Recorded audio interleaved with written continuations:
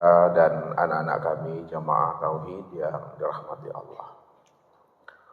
Allah Subhanahu wa taala menghabarkan kepada insan sebagai pemegang akan rahasia dirinya. Apa kata Allah?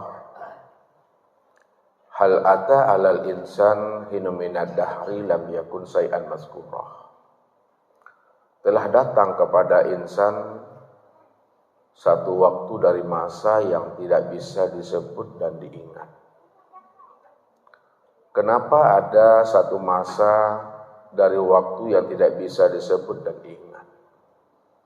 Karena ketika itu Bapak Ibu belum ada namanya langit dan bumi.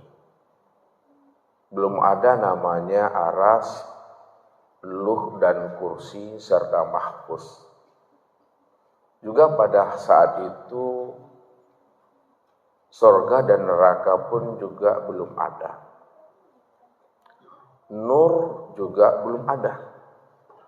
Jangankan nur Bapak Ibu, Tuhan yang bernama dengan Allah pun pada saat itu belum ada bernama. Lalu siapa yang ada pada saat itu? Yang ada pada saat itu adalah yang maha ada. Bahkan kata-kata yang maha ada pun pada saat itu juga belum ada. Inilah yang disebut namanya makom ketiadaan. Ini yang dikatakan namanya makom kekosongan, kehampaan. Dan ini pula yang dikatakan namanya makom kunizat. Makom kunizat itulah yang disebut namanya wujud mutlak, zatul bahdi, wujud hakiki, dan zatul bihal. Maka untuk lebih jelasnya Bapak Ibu, apa yang dikhabarkan dan disampaikan Allah kepada insan sebagai pemegang akan rahasia dirinya, maka inilah yang akan kita jabarkan dan kita terangkan sedetail-detailnya, sejelas-jelasnya supaya kita tahu akan hakikat rahasia diri insan itu sebenarnya.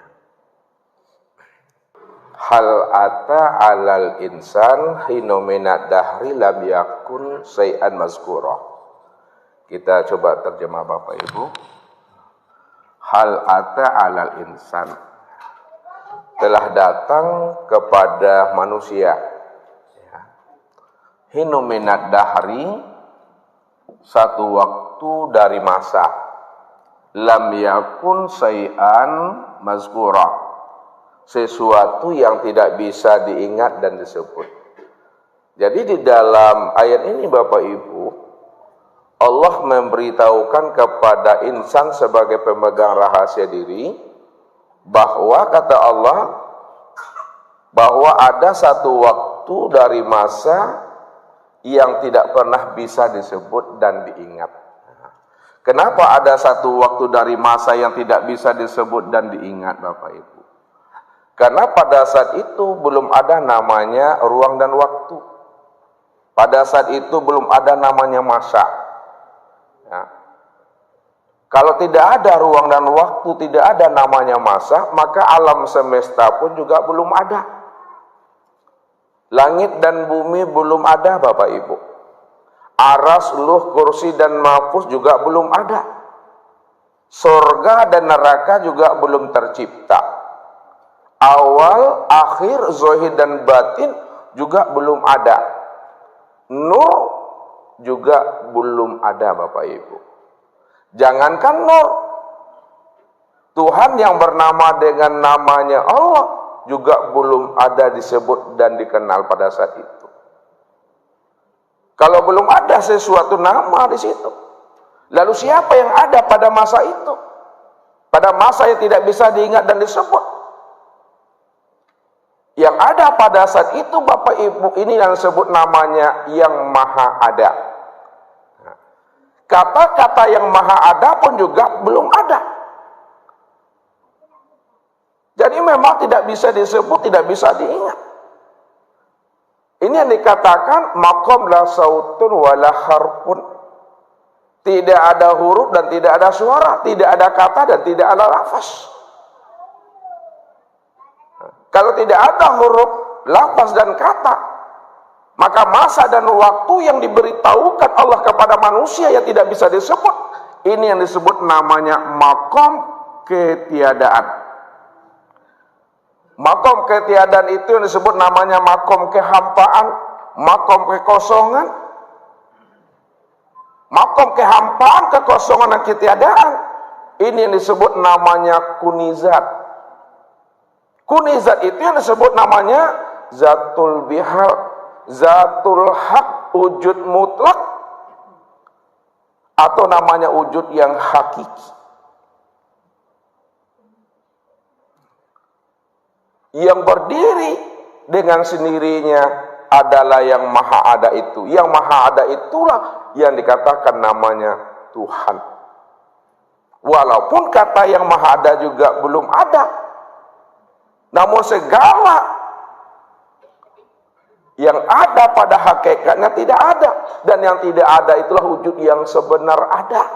Wujud yang sebenar ada itu yang disebut namanya Tuhan. Ini yang disebut namanya maqam qiyamuhu binafsihi itu.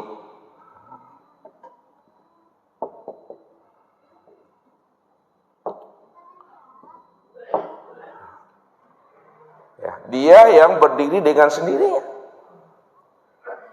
Ketika ia berdiri dengan sendirinya, walaupun namanya belum ada,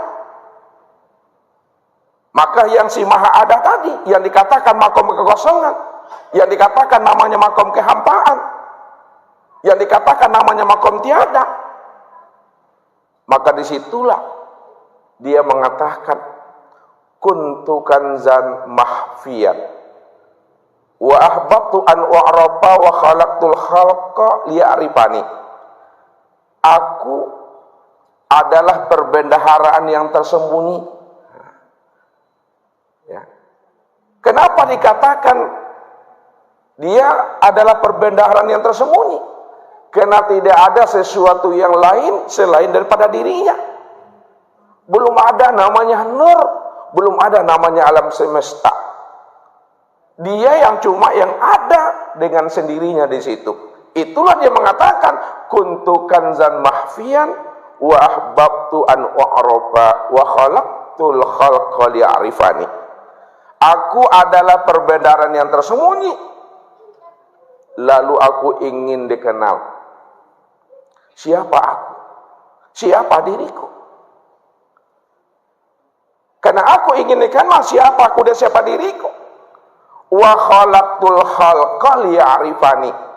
Maka aku ciptakan sesuatu itu dari diriku supaya dia mengenal aku, bahwa akulah sebenarnya yang wujud dan nyata pada dirinya. Inilah yang disampaikan, yang diungkapkan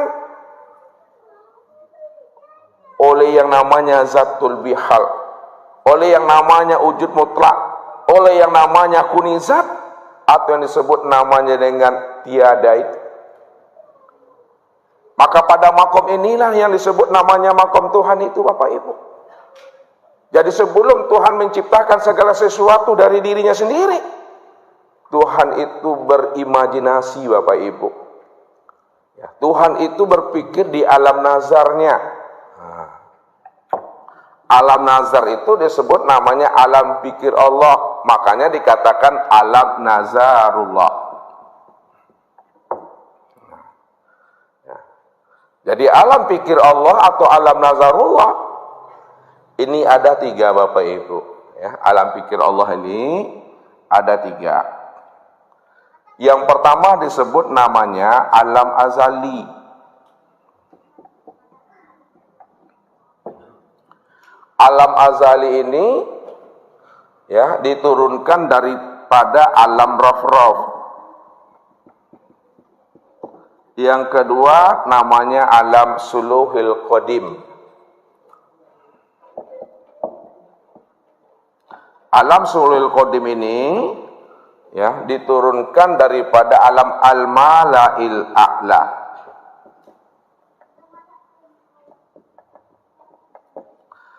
Dan yang ketiga disebut namanya alam tanzizi qadim.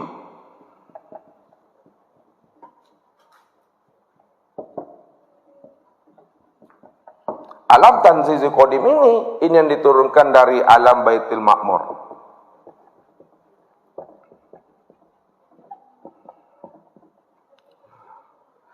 Jadi alam azali, alam suluhil qadim, alam tanzizi qadim, ini yang disebut namanya alam nazarullah, alam pikir Allah, atau alam imajinasi Tuhan, atau disebut namanya alam Tuhan. Ya, ini dia. Apa yang terjadi pada alam itu masing-masingnya Bapak Ibu? Ketika Allah berpikir dan berimajinasi, ketika Allah berada di alam azalinya, ya, maka disinilah Allah, ya, mengingat akan dirinya sendiri. Di sini Allah mengingat akan dirinya sendiri. Kalaulah Allah mengingat akan dirinya sendiri, itu maksudnya ini yang dikatakan puji Allah bagi Allah, puji Qadim bagi Qadim. Dialah yang Ahmad dan dia pula lah yang Muhammad, karena dia dalam keadaan sendiri, dia dalam kesepian, dia dalam kesunyian, dia dalam kegelapan, atau dia dalam keadaan jomblo baru Bapak Ibu, dalam keadaan kesendirian. Jadi tidak ada yang memuji dirinya kecuali dirinya sendiri. Tidak ada yang mengagungkan dan membesarkan dirinya melainkan dirinya sendiri. Ini yang disebut namanya alam azali. Dia mengingat akan dirinya sendiri. Puji Qadim bagi Qadim, puji Allah bagi Allah. Ini di alam azali namanya. Yang kedua, alam suluhil qadim. Di alam suluhil qadim ini, Tuhan di sini adalah menimbang. Nah, di sini menimbang. Apa kata Tuhan di alam pikirnya nih? Ya. Kalau aku ciptakan sesuatu dari diriku, nanti ada pula yang mengaku dirinya Tuhan. Tapi kalau tidak aku ciptakan sesuatu dari diriku, tidak ada pula yang mengatakan aku ini Tuhan. Maka bagaimanapun dia durhaka kepada aku, dia patuh kepada aku, dia mengaku dirinya Tuhan atau tidak, ini adalah semuanya cerita dan sandiwara aku adalah Tuhannya. Nah, di sini Allah namanya menimbang.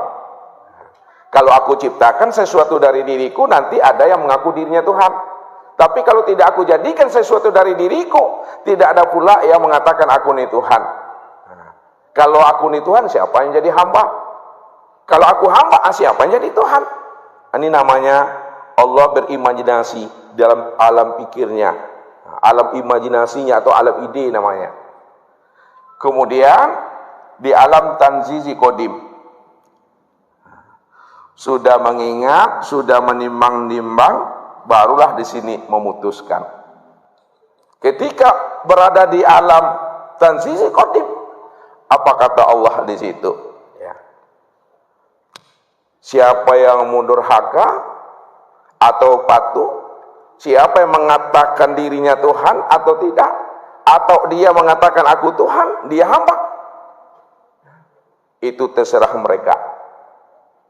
Bagaimanapun ini adalah semuanya adalah cerita dan sandiwara aku. Akulah Tuhan, aku yang maha segala-galanya, aku yang maha terpuji, aku yang maha besar, aku yang maha perkasa, kata Allah.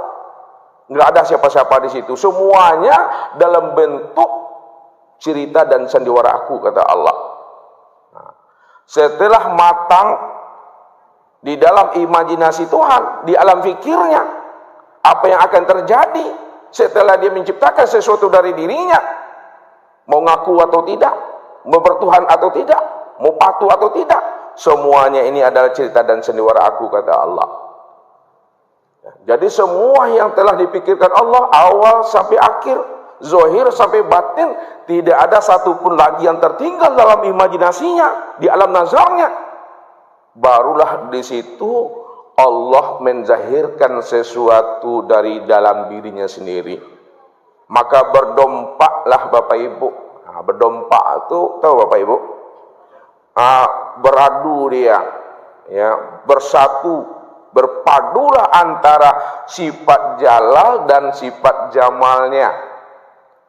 Ketika berdompak sifat jalal dan sifat jamalnya atas kudrat dan iradatnya, maka terbitlah sesuatu dari dirinya. Ini yang disebut namanya dengan nur.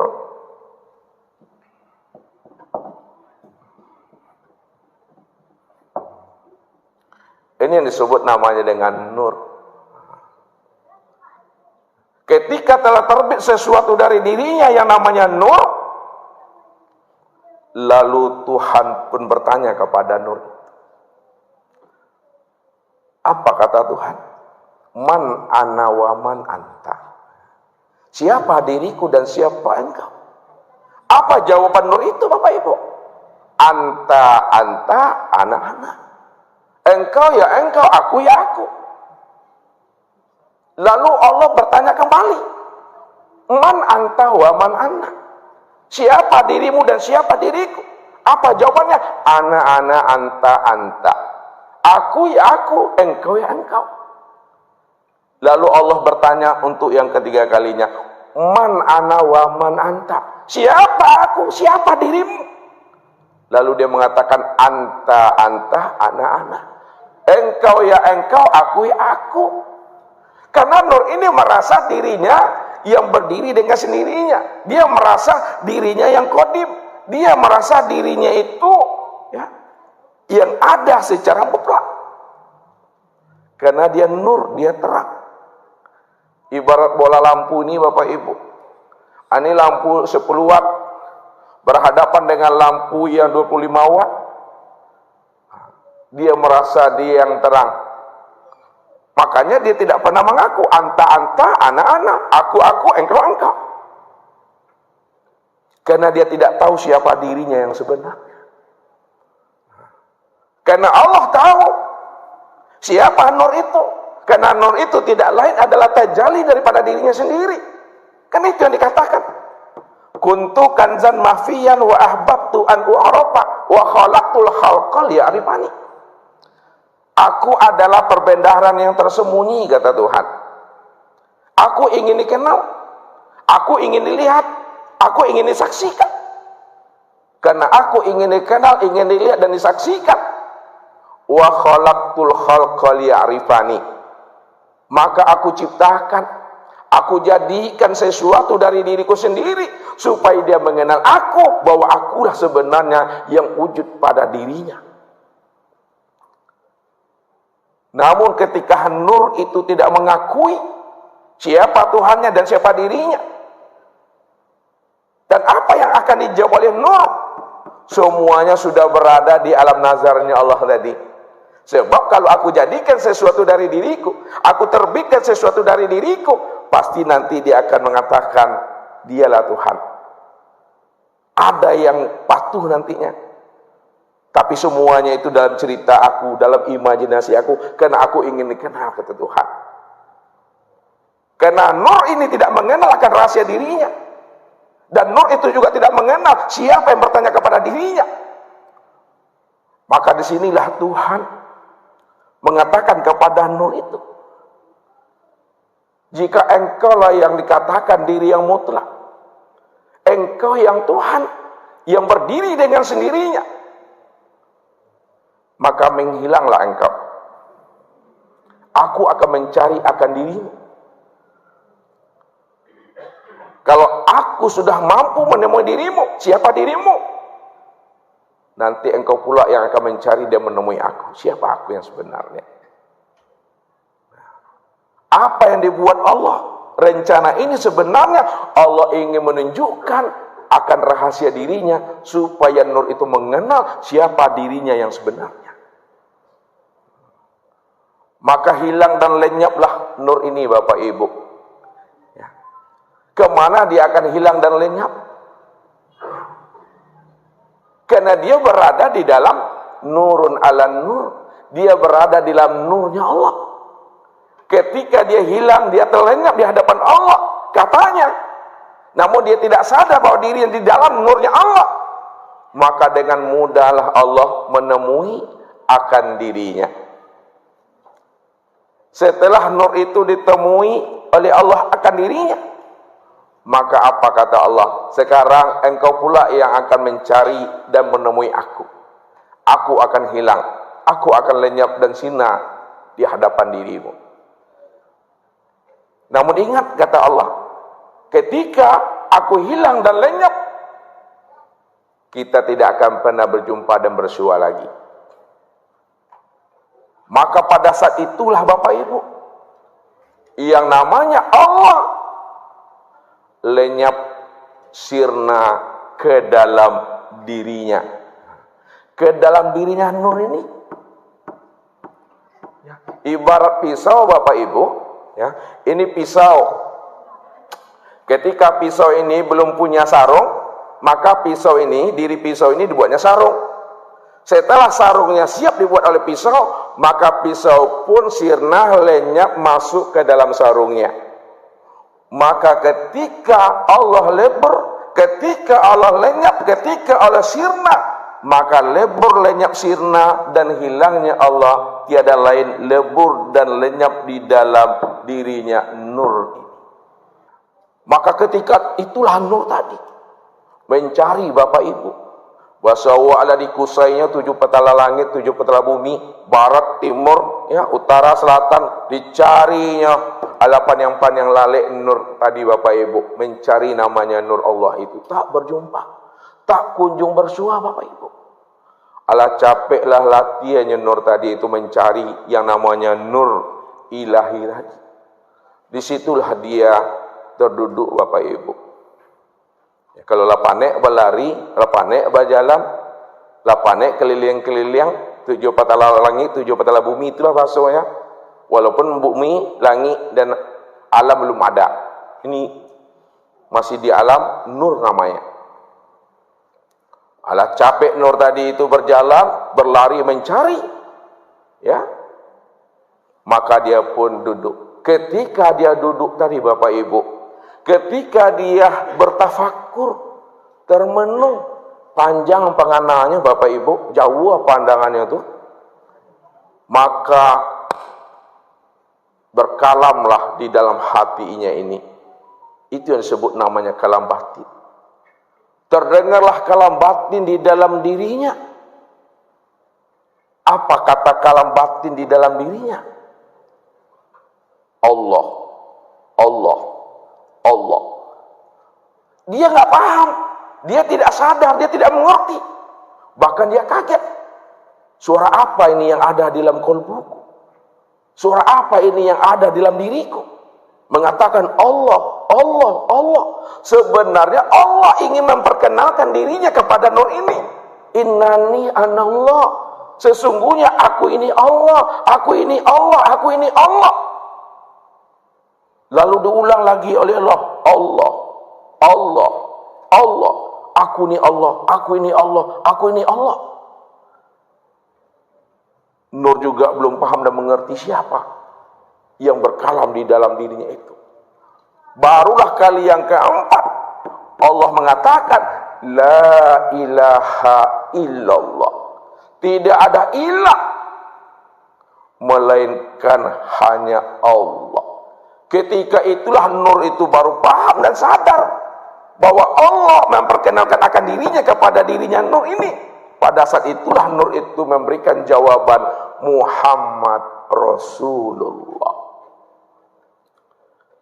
Barulah nur itu paham dan mengerti bahwa Allah sedang memperkenalkan dirinya kepada dirinya sendiri. Anta Rabbi wa ana abduka. Disitulah pengakuan nur, engkau adalah Rabbku dan aku adalah hambamu. Maka ketika nur telah mengenal akan rahasia dirinya, siapa yang wujud pada dirinya, maka ketika itulah Allah telah lebur. Ketika itulah Allah telah lenyap. Ketika itulah Allah itu telah sirna menjadi akan rahasia nur Muhammad itu, Bapak Ibu. Ini yang dikatakan Allah. Ana fi nuri. Aku ada di dalam nur. Aku bersembunyi di dalam nur. Aku bersembunyi di dalam terang.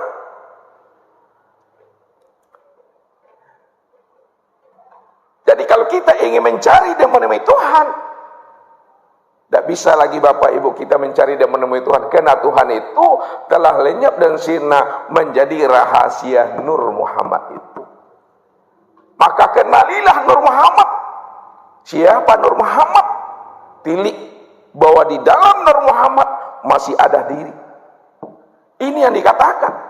Baca alam pada diri, baca diri di dalam diri. Di dalam diri ada diri, di dalam diri masih ada rahasia diri. Di dalam rahasia diri itu aku, kata Allah. Jadi kalau kita ingin mencari dan menemui Tuhan, cari dan temuilah Tuhan itu di dalam diri sendiri. Wa fil ardi ayatun lil mukminin wa fi anfusikum afala tubsirun, kata Allah. Bahwa pada alam itu terdapat tanda-tanda kewujudan rahasia diriku juga pada dirimu. Kenapa tidak kamu pikirkan, kata Allah, sesungguhnya aku telah wujud pada dirimu sendiri. Ketika Allah itu telah lebur dan lenyap di dalam diri Nur Muhammad, dan Nur Muhammad telah menyadari pula bahwa yang masuk, yang lenyap, yang menjadi rahasia dirinya itu tidak lain adalah Tuhannya. Maka ketika itu Bapak Ibu, barulah ada namanya Allah. Jadi Allah itu bukan nur yang memberi nama. Allah itu nama yang diberi oleh diri Tuhan itu sendiri. Disinilah menentukan siapa yang kholik, siapa yang makhluk. Siapa yang abid, siapa yang makbud, siapa zat dan siapa sifat. Inilah untuk menentukan dan membedakan siapa Tuhan, siapa yang hamba, siapa yang zat dan siapa pula yang sifat, siapa yang kholik dan siapa pula yang makhluknya. Ini makomnya. Setelah 125.000 tahun, nur itu tercipta dari dirinya sendiri. Maka pada saat itu pula lah Allah mengambil sumpah kepada sekalian ruh. Kenapa Allah mengambil sumpah